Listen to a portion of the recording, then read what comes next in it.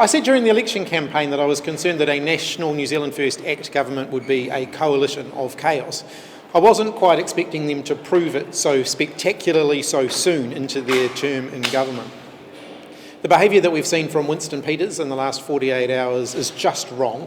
Christopher Luxon needs to show that he is actually the Prime Minister and stamp down on that very quickly.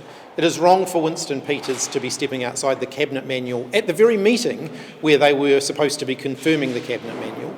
It's also wrong for him to be questioning and potentially directing Television New Zealand and Radio New Zealand when they have legislative editorial independence. And I think that the Prime Minister needs to show some leadership, make it clear to Winston Peters that that is unacceptable and make sure that that stops. We also said during the election campaign that National's tax plan didn't add up. And by the day we see more evidence of that. We've now seen the National Party bringing forward its plans for tax breaks for landlords, something that no New Zealanders voted for. New Zealanders did not vote for a windfall gain for landlords being applied retrospectively, which is effectively what they are proposing to do with the announcements that they have made. This is creating hundreds of millions of dollars more pressure on the fiscal hole that was already there as a result of removing the foreign buyers tax, which we knew didn't add up anyway.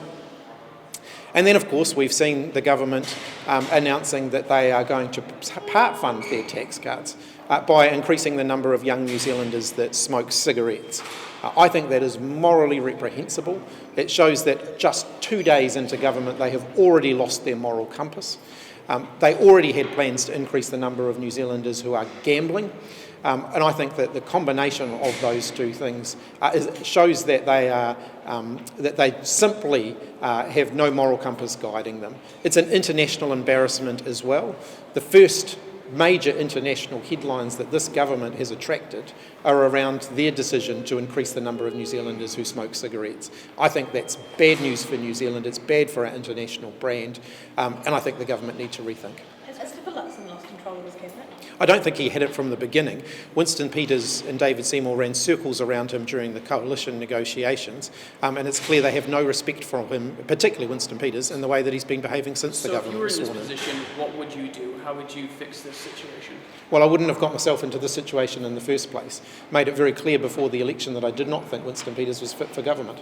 Right, you guys worked alongside him and he pulled some of the same stuff. As I said, when he was in government with been there, done that, got the T-shirt, don't want to do it again. So what should he do? Well, he needs to show some leadership and make it clear to Winston Peters that his comments are unacceptable. Should he sack him? Look, that's ultimately a question for the new Prime Minister. I don't think that he should simply say, I haven't seen the comments, so I'm not going to comment on it. That is his job. He is the Prime Minister. The comments that his ministers make are his responsibility.